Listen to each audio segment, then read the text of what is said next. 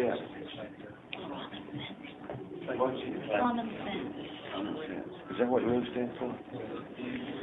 I don't think so.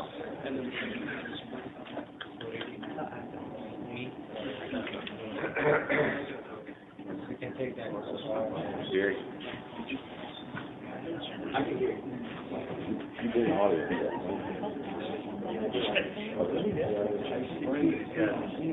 Okay, let's get started. Let me have your attention. Let's get started. Welcome to the University of Tennessee Nuclear Engineering Department Colloquium Program. My name is Lee Dodds, and it's my privilege to introduce today's speakers. And we actually have two speakers, or two and a half. Let me introduce them here. These three speakers are all members of the local Oak Ridge, Knoxville chapter of the American Nuclear Society. Two of them work at the Oak Ridge National Laboratory, and one works for a private company in the Oak Ridge area. The first speaker is Margaret Peggy Emmett, who is a senior research staff member in the Nuclear Science and Technology Division of O&L. She received her BS from Tennessee Tech in Math and Physics, and an MS from UT in Mathematics. And then we have Cecil Parks. Cecil is the Technology Integrator Manager with the Nuclear Systems Analysis, Design, and Safety Department in the Nuclear Science and Technology Division of the Oak Ridge National Laboratory.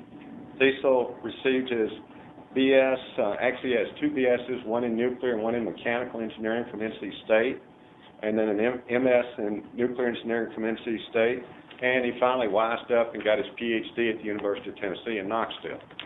And then our third person here, who is not a speaker, but she's here to answer questions, her name is LeTellier. She's a nuclear safety engineer and vice president of CS Engineering Incorporated.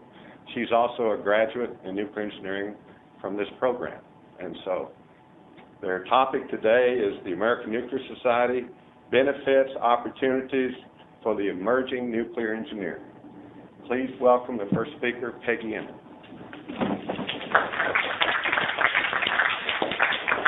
We're going to give you a little bit more perspective than just ANS today, but that's the main topic that we're...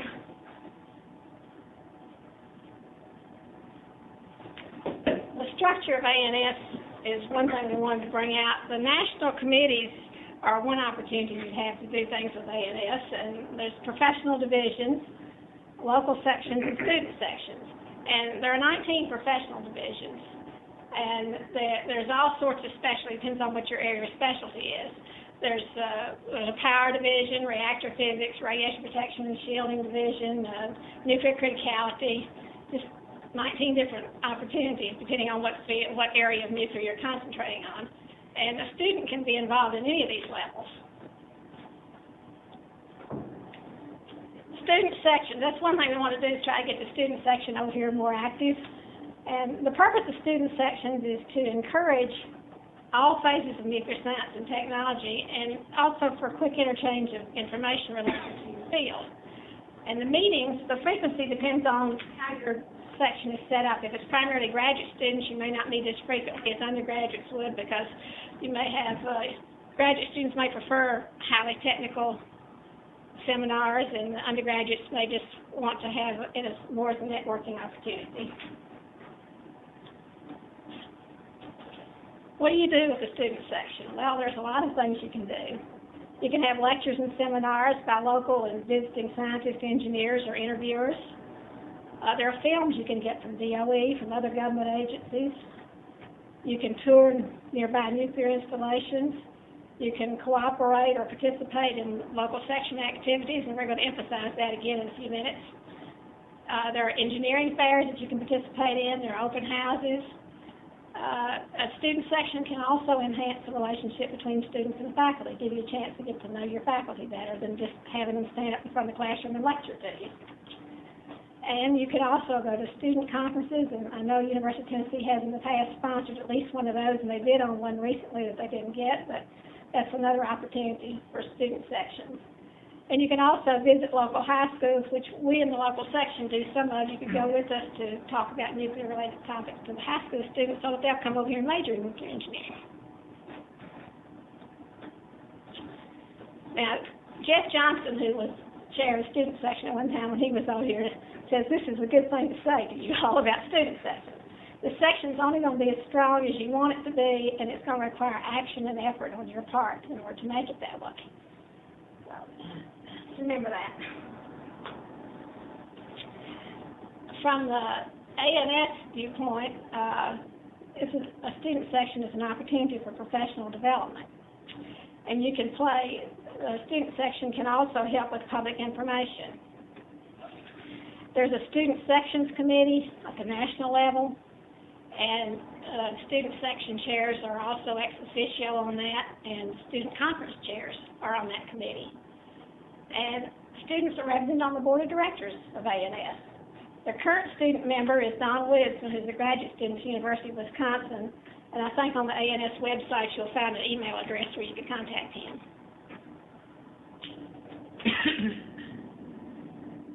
Now, as far as a student section here at the University of Tennessee, there are a number of ways you can interact with us in the Oak Ridge Knoxville section of ANS. We will provide speakers. We make suggestions of who might be good speakers for your section. We also have the chair of the student section is on our local board. So that means when we have a board meeting, you can attend, you can vote, and you can have input into what we're doing. We also, as some of you already know, when we have our dinner meetings, we feed the students free. So that's another. And it also gives you an opportunity to network with the people that are at that meeting. The local section is involved in a number of projects, and I have a list of them here that you might be able to help with. We have teacher workshops, a lot of those. And we also visit classrooms in K-12 schools. And our Shades project, 2 of your students helped me with that a couple of weeks ago. That's a program for middle school girls in math and science, and we do a nuclear section, and we also do a design competition. And we had 2 of your students come and help me on October 4th when we did the last one. Also, those of us in the Oak Ridge Knoxville section will help you organize and operate your student section. We'll be consultants for you, so to speak. We can be your mentors. There are some requirements. Yes, we have a sign-up sheet in case you'd like to volunteer to help with any of those projects. You'll put your email address down and what projects you might be interested in. We'll get in touch with you when we get ready to do one of these things. The requirements that the society has for a student section are that you keep ANS headquarters informed of who your officers are, otherwise they can't communicate with you and tell you things you need to know. And whoever was in the office last year needs to leave a record with the person that's taken their place. So Matt, when you go out of office as president, whoever's coming in next, you should tell them what all it is you accomplished in the time that you were president. And there should be a record kept at the university with the faculty advisor, and there's one right there. He's their liaison with the Oak Ridge Knoxville section, Wes is. So you need to keep records because the students will leave, but the faculty advisors will still be here, so you have a permanent record on site. And you need to submit an annual report to ANS headquarters, which tells who your new officers are, how many members you have, and what all you did this last year.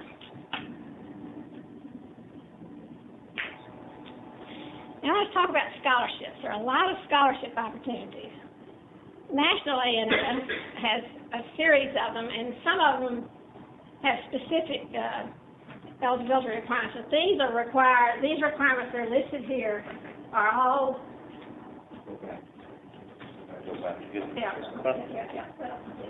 eligibility for scholarships. You have to be enrolled in an accredited institution, which you are. You have to be a U.S. citizen or possess a permanent resident visa. And you have to confirm your academic records through transcripts. And the deadline is February the 1st. And we in the local section have a scholarship committee, and you need to get a sponsor letter from our committee. And Steve Bowman is the contact person, and I have his email address here if you want to contact him about that, about the national scholarships. And this is the website at the national ANS to find out about those scholarships. Now, undergraduate scholarship requirements, they give 4 each year if you complete 1 year of study, leading to a degree in nuclear science or engineering or some other nuclear-related field. And there are 21 for students who have completed 2 or more years. So there's 25 total scholarships there that you have a chance to apply for. And then there are scholarships for specific areas of study. Graduate fellowships. There's 29 full-time graduate student scholarships, so left the word scholarships out there, in programs leading to an advanced degree. And there are several individual graduate scholarships, and one of those is the Blizzard Scholarship. And Blizzard was head of a division at Oak Ridge National Lab and did a lot of things in the area of radiation protection and shielding. And so the Oak Ridge section was primary in setting up the scholarship. That's another one you can apply for. The Need Committee in ANS administers 8 John and Mira Landa scholarships. And those are awarded to either undergraduate or graduate students that have a greater than average financial need. And also, they have the opportunity for a qualified high school senior to apply. And we also have what we call a delayed education scholarship, and that's given to a woman whose education has been delayed and she's gone back to school later. Now, I'm on the Need Committee, and Bernadette Kirk of our local section is the chair of that committee. So you can contact either one of us to get information about those scholarships. Now, our local section has scholarships, and the eligibility for that is juniors and seniors who are majoring in engineering here at UT. And we have a minimum value of $2,000, and we have a deadline of February 13th this next year. And I put the criteria on here. Your contributions to ANS, which is why you need to be a member of the student section and come to some of our local meetings, counts 30%, and then financial need counts 30%, and your academic performance counts 30%. And then professional accomplishments and career objectives are 10%, and you need the faculty recommendation. Be sure and apply if you're in that category. We have had years when nobody over here applied for it. If they don't apply for it, we can't give it. How many scholarships are there? Well, we have been giving either 2 $1,000 ones or 1 $2,000. So, but you should apply for it. You know, Maria's been on the committee to judge them before. We have a committee that scans them and discusses them, and decides who to award it to. And we usually award it at our spring meeting, either in April or May. Give you a check, so you're all ready to pay your fees with it. A number of other things that our local section does is, for the last 2 years, we have sponsored a student to a nuclear summer camp at the University of Missouri-Rolla. And then we've had them come back to our board meeting and give us a report on what they did. But they seem to really enjoy what they do. They do some field trips, and they do some classroom type things. So that's something we've done. We do some science fairs, like the Southern Appalachian Science Fair, which is usually here at Thompson Bowling Arena. We have people that judge that or help with that otherwise. And we also do some in some of the local schools. I think we're going to do one with the Tate School, Maria. So some of y'all could probably help. When we go to elementary schools to judge there, some of y'all could probably go with us to help do that. We also try to provide the local media with factual information on what's going on. We sometimes get asked to send a letter about a particular thing that's going on, and at one time in the past, our local section chair was asked to write letters to U.S. News and World Report and some other places that had published articles that maybe weren't exactly pro-nuclear, asked to respond to them. Our local section also co-hosts events with other professional organizations. We have done a Women's History Month program with the Women in Nuclear several times, and we'll probably do it again this year.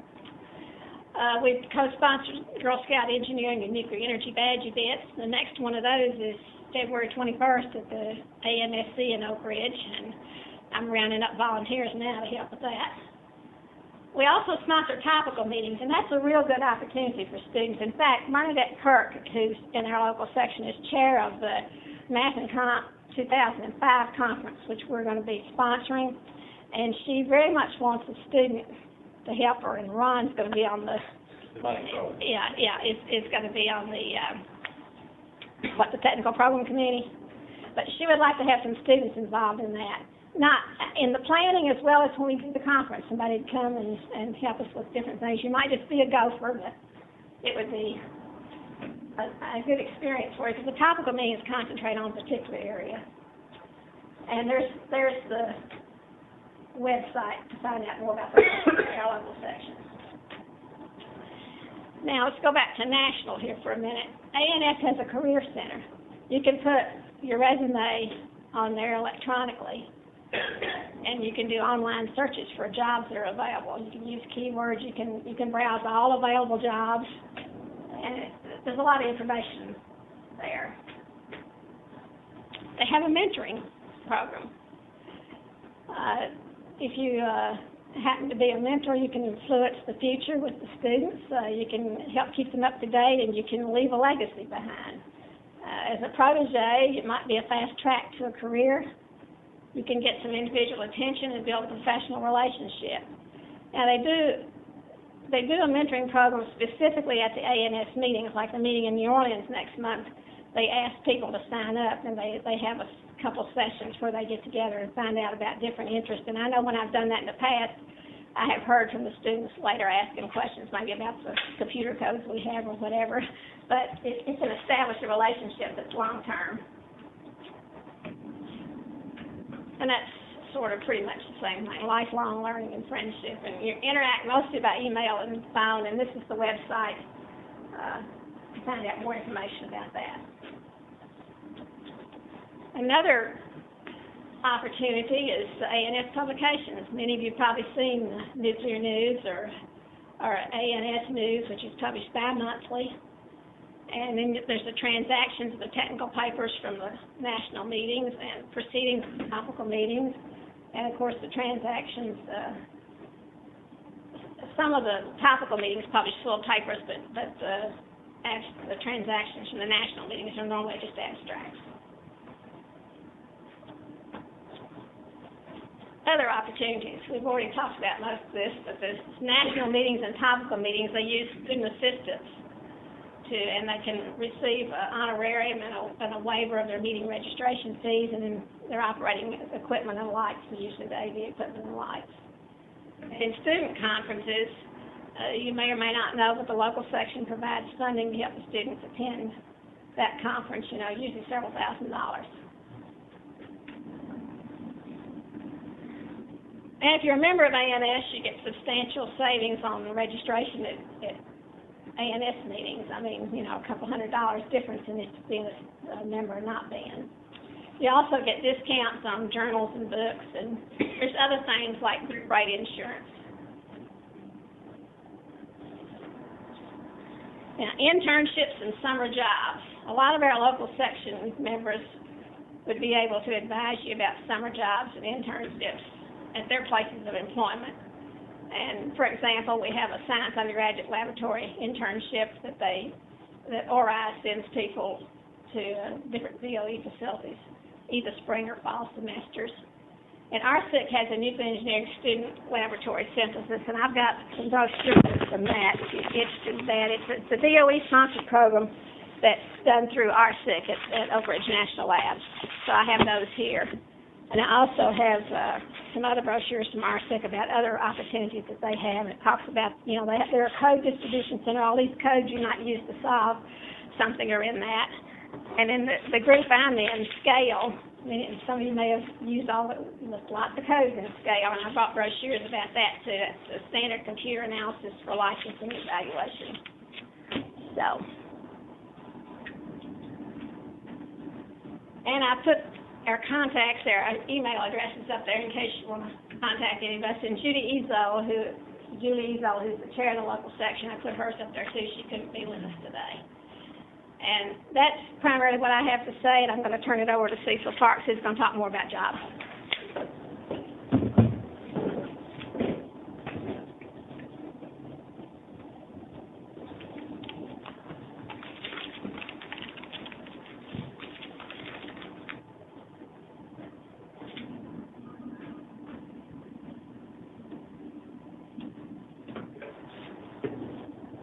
I'm sure I'll talk about jobs, I'll talk about opportunities. Yeah. There's As Lee said, I'm in a position in the Nuclear Science and Technology Division. It's a fairly large division. We'll get to that a little bit later. But this is a talk that I'd prepared probably several months ago, talking about just deployment opportunities at national labs, which is what I'll focus on. Not so much deployment opportunities across the industry, but there are a lot of employment opportunities out there now, and you'll see that. For those who do not know, there are a number of national labs that get involved in hiring nuclear engineers, get involved in nuclear engineering programs. Argonne National Lab. And you can also see there's quite a political diversity here to satisfy congressional desires over the years. But Brookhaven in New York, Idaho, National Lab out in Idaho, Lawrence Livermore in California, Los Alamos, Oak Ridge here locally, Pacific Northwest Labs in Washington State, Candia, and Savannah River is really not officially considered a national lab, I don't think, but they do a lot of nuclear-related work, particularly separations and processing, and have a long history of doing good work in the nuclear area in South Carolina.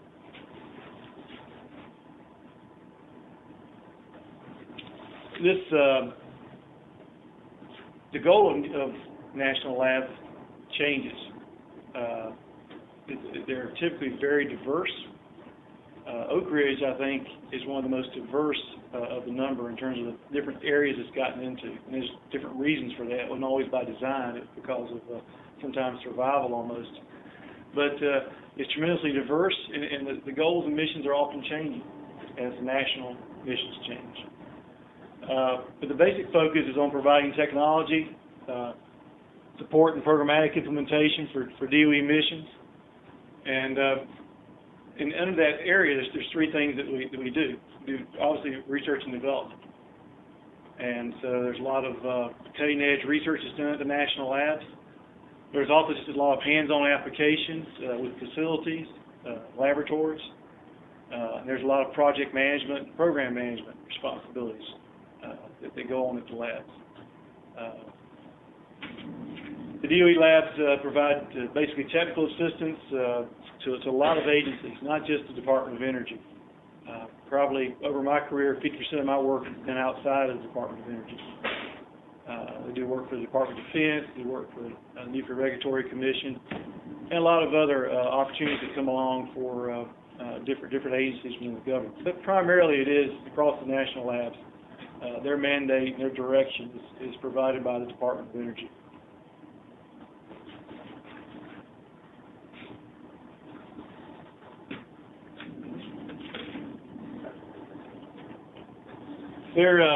The national lab's needs for nuclear engineers are, as I said, very diverse. It does vary a little bit with the labs. I know at Oak Ridge we have desires for nuclear engineers who are interested in doing reactor concept development and assessment. Unfortunately, sometimes I find that even with nuclear engineers my age, they have a lot more interest in doing that sometimes than other things. It's what we go through school with. You know, it's conceptualizing reactor concepts and reactor designs, and how they can work, how they can be a little different than what's out there now. But there is still that opportunity, and it's been re-engaged in the last few years with DOE and the Gen 4 program, opportunities to look at reactor concepts. Space Power Program is another one that's coming up to look at different reactor power producing systems. Nuclear safety issues is a major area. Experiment design and evaluation is something that varies with the laboratory. We do quite a bit at the lab in chemistry and separation chemistry. Los Alamos has a critical experiments facility, but there is design evaluation opportunities. Isotope production, nuclear chemistry is an area that's big at Oak Ridge. Facility design, development, and experience will again vary. Idaho does a lot of that historically over the years. Special nuclear materials production and handling.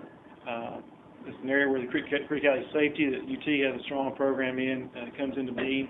It's just making sure that fissile material operations are handled in a safe fashion. And that goes all the way from production all the way to disposition of the fissile material. National security is something that's been very on the forefront of everybody's mind since 9/11 in the national labs. It's a major area of interest, and a lot of work is coming in on that, and safeguards of nuclear materials, non-proliferation, and finally, the reason many of the national labs were originally formulated back during World War II was weapons design and development. It's still an active area that labs engage in. The national labs are hiring. That's been a pretty firm message for at least the last couple of years. Sometimes the desire to hire and the recognition that we need to hire is not always consistent with the funding we're getting. You know, we recognize we need to hire because of things we say later on here, the aging workforce, the need to transfer some of the expertise that's out there to get young people in to get experience with the facilities and the kinds of problems that we engage with, that we're going to continue to engage with. Some of the experience from the 60s and 70s is needed as you re-engage some of these issues again with the new reactor concepts and some of the national security issues. There are lots of nuclear engineering graduates. Let me explain what I meant by this when I wrote it. Lots of nuclear engineering graduates that have graduated over the last 40 years of nuclear engineering programs. But many of them get out and they tend to move sort of away from nuclear engineering R&D into more, I'd say, mechanical type engineering. You know, they become support staff at reactors. They're really not engaged in a lot of the nuclear physics aspects of nuclear engineering, which is a lot of what are needed at the labs. There's an improving future for nuclear-related R&D activities in all the areas I mentioned: the S&M stockpile, waste processing, reactor concepts, national security. Continue to look for the best and brightest at the labs. Of course, everybody always looks for the best and brightest. Industry does too, and so it's hopefully a motivation for you to try to do the best while you're in school. They have initiated a new program at Oak Ridge to look at sort of risk hires or critical hires. And by risk hires, we mean you're not at risk, but it's just that the lab provides some overhead support until we can, at the program level, provide the funding needed to get that person established on a program or get experience under their belt to help to develop funding and support programs better. Sandia and Los Alamos has hundreds of job openings available. I may have heard this. I haven't looked at it a lot, but a lot of them they're different, and some of them are good and some of them are bad. But there's lots of job openings out there simply because of what happened at 9/11. They're looking for staff, and I think the other labs are not far behind in terms of their needs.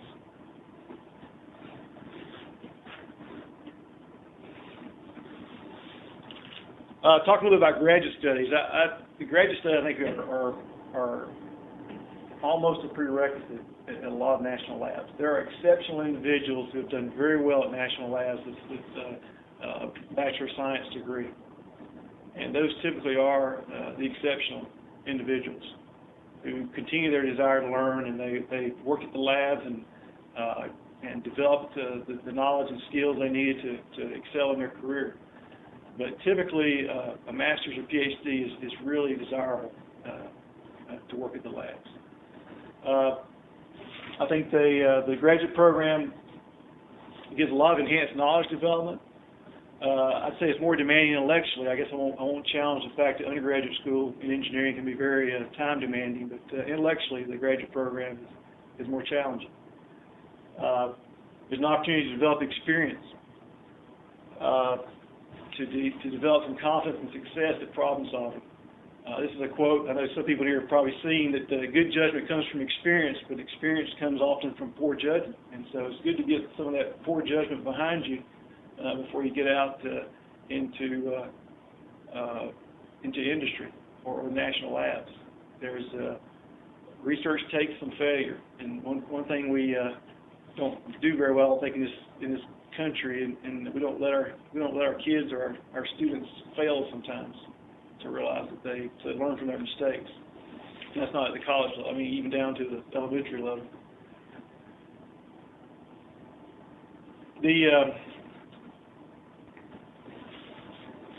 graduate program, one of the key skills I think is needed to succeed in any career, whether it be as a national lab or an industry. And I went to a colloquium at another university several months ago. This is a theme from the two people from industry and myself, was having good verbal and written communication skills. And I remember I was told that when I was in undergraduate school, and said, well, yeah, but it really does make a difference. When you hire someone in who can read well, who can communicate well verbally, and who also write very well, and will pay attention to what they're writing to make sure it can be understood not just by them but by other people. So, again, graduate school provides an opportunity for that in terms of some of the research efforts you have to do and write up. It gives you an opportunity to focus on a specialty, whether it be at master's level or PhD level. I will say that the specialty doesn't necessarily mean it's going to enhance your marketability. But there's guys who graduate, or people who graduate with PhDs in a very specific field who end up working pretty far away from that specialty area. But they still develop the problem-solving skills, the communication skills you need in many areas. So it can enhance your marketability. It depends on what your research is. It may or may not. But you get increased confidence and awareness of your capabilities, what you're good at, what you're not good at, and that's sometimes very, very good for you individually to find that out before you get out into a job. As I said, you get enhanced marketability at the labs.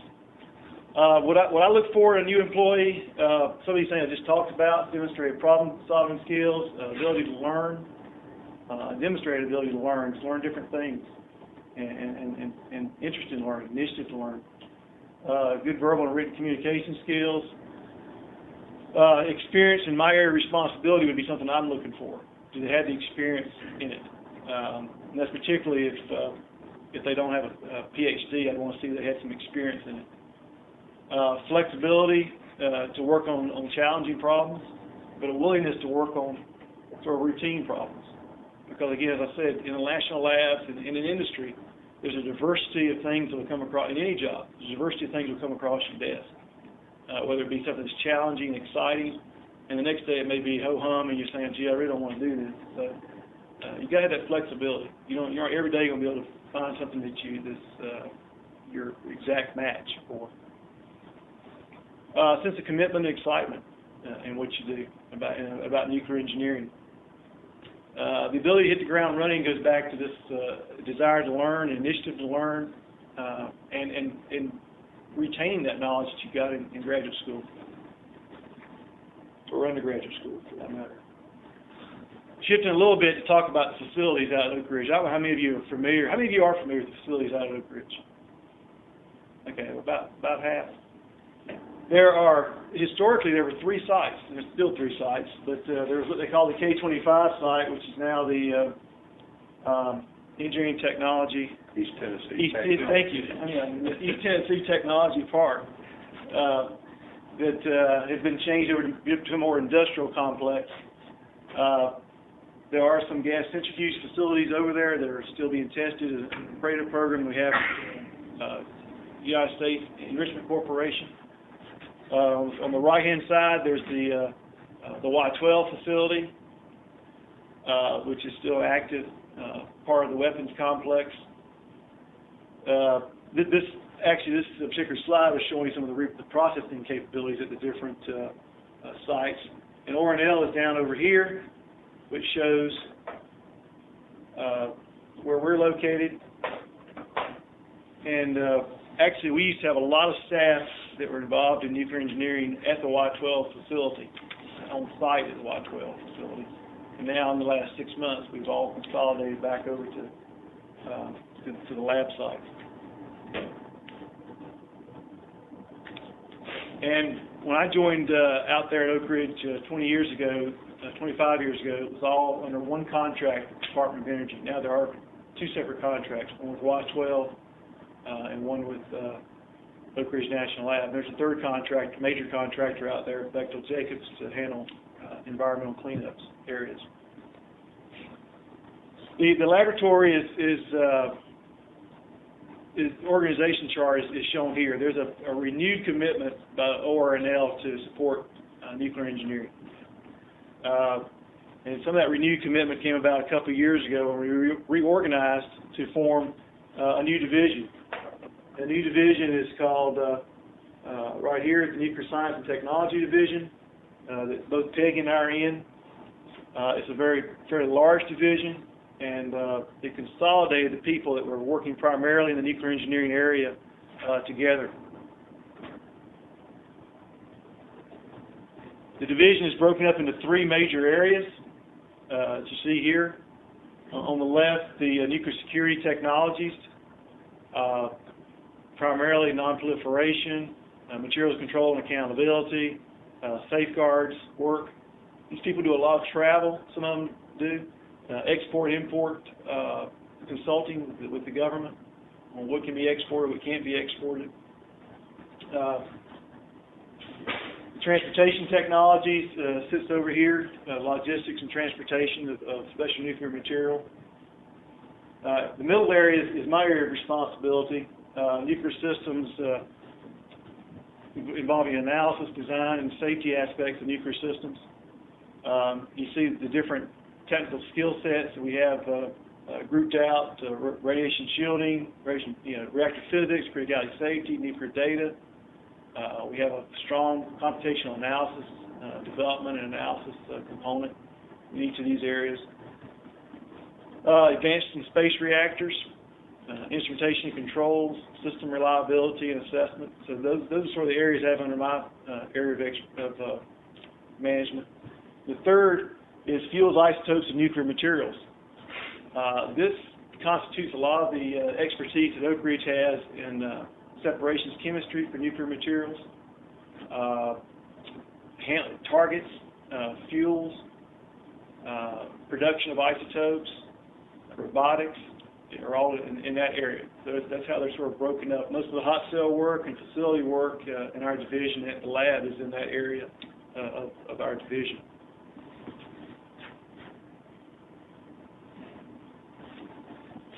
This just shows a little bit about what we talked about. The division is large. It's 350 staff, budget of $155 million in 2004, projected.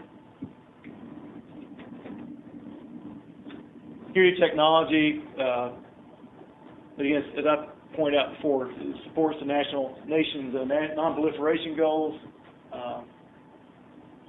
trying to get bigger to the Department of Homeland Security areas. This is the area I talked about is mine, and the fuels, isotopes, and nuclear materials, different areas. And that's all I have. Okay. We have time for questions and comments.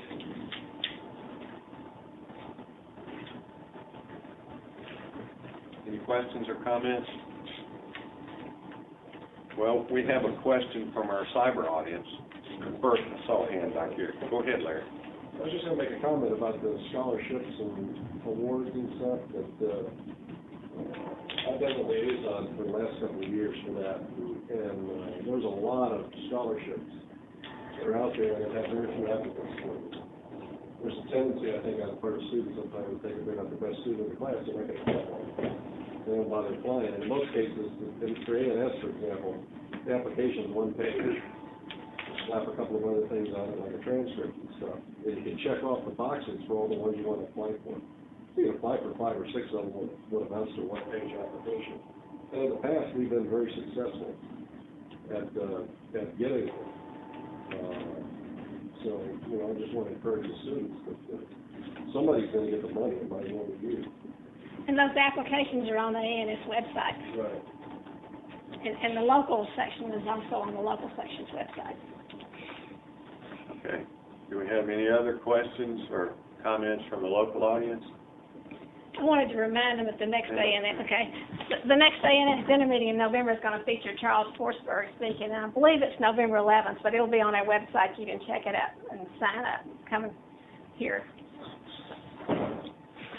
Okay, are there any? Question for Cecil. Where is the local job market, kind of in your area, in the nuclear field, or even in your one of the 3 divisions there? You guys actively looking for people? You're looking for experienced people, young people? Can you give us a feeling for that? We are looking for different people. We have not got that. We don't keep that many open requisitions. We'll typically often try to develop a rapport with different individuals we either know. We're looking for people that are not necessarily coming in with 30 years experience. We're looking for people that are, interested in the area, graduates, looking for a lot of new graduates. And I'll say a lot. It's hard to put a number on it, but we realize we need to hire, and so we're looking for people that are interested. And that's one of the problems we have. We haven't got a lot of open requisitions out there that the students can go and look on and say, oh, the Oak Ridge has got 4 openings for nuclear engineers. We don't have a lot of that.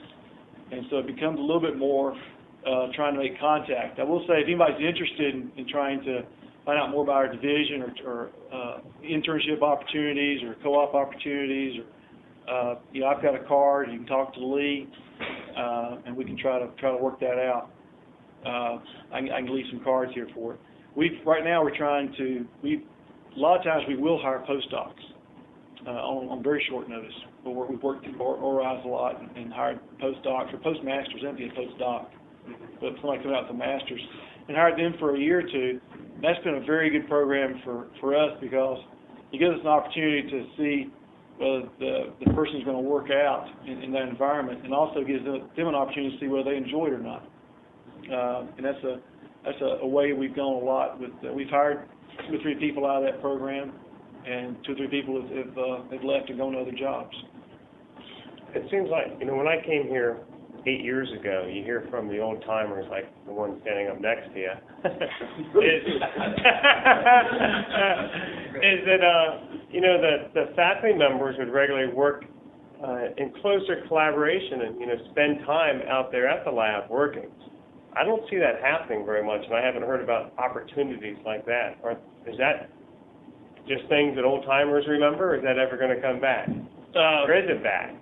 Is it back? I think the opportunities are there. It's probably not done as much as it was at the time Lee was out there.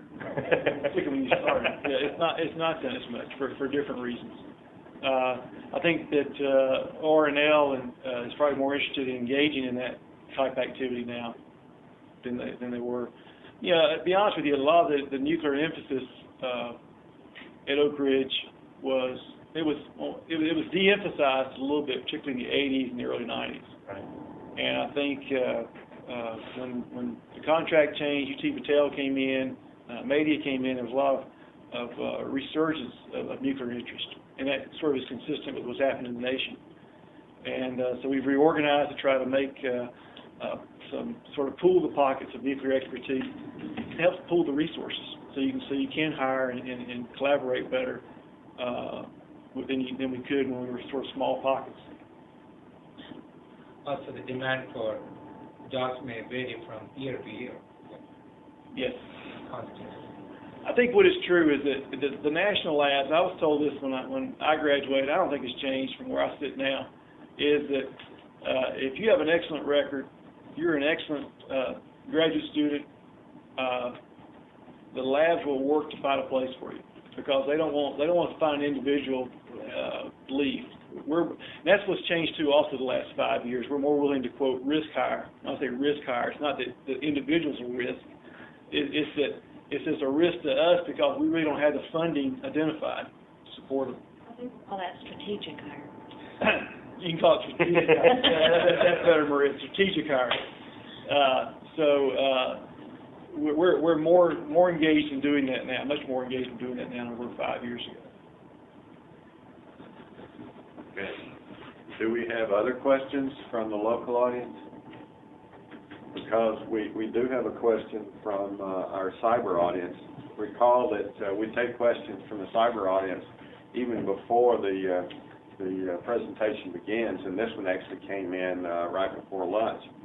This is from Catherine Robertson Demers, and her question is, I was wondering what your enrollment numbers have been like over the last several years, and if you thought there would be a shortage of nuclear engineers and health physicists in the next decade. Okay, I guess that question, at least part of that question is directed at me, because it has to do with enrollment. Our enrollment has been increasing monotonically, steadily, for the past 5 years, okay? And to the point that we are now the second largest nuclear engineering program in the country based on total student enrollment. And the second part of the question is, is there going to be a shortage? Well, you see today from this presentation, particularly from comments from Cecil, there's a tremendous shortage of nuclear-trained people today, and there have been 2 studies, one conducted by the University of Michigan and another one conducted by the Nuclear Energy Institute, that indicate that there's going to continue to be a shortage of nuclear-trained people in the foreseeable future. And what that means is that supply and demand means that the salaries of nuclear-trained people is going to go up, starting salaries and the median annual income. And this is supported also by a salary survey that's conducted by the National Society of Professional Engineers. Nuclear is second only to petroleum engineering in the country as far as median annual income.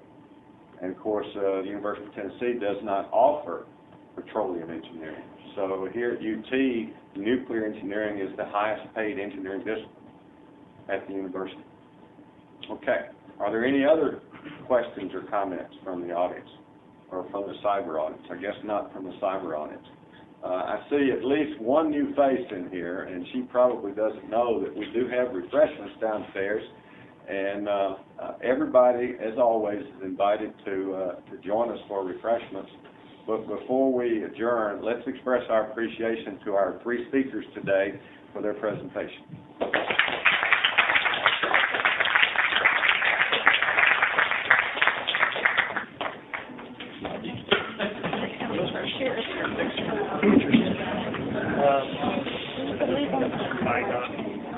Brochures here, if you want to pick up brochures.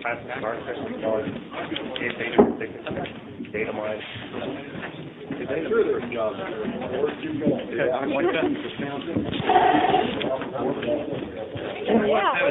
worked next week and come weekend. I was reading these. Everybody